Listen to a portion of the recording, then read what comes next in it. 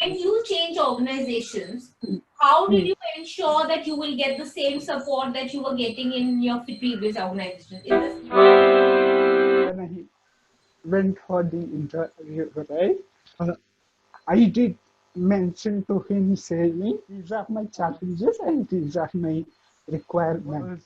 Very supportive, saying once I joined the organization, right, on the first day itself, he asked me, give me like what are the things you need at this is work. beautiful. Everyone who's listening to us, whether you are a manager or you are an employee with disability, this is what we must do. If you are an employee with disability and you're applying for a job, please be upfront of what your needs are.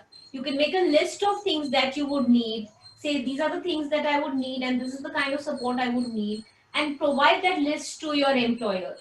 And as a manager, probably we can ask our potential candidate, what is it that you will need? Can you give us in writing? This is beautiful. I think we should be upfront because a lot of us with invisible disabilities, we never say that we have it.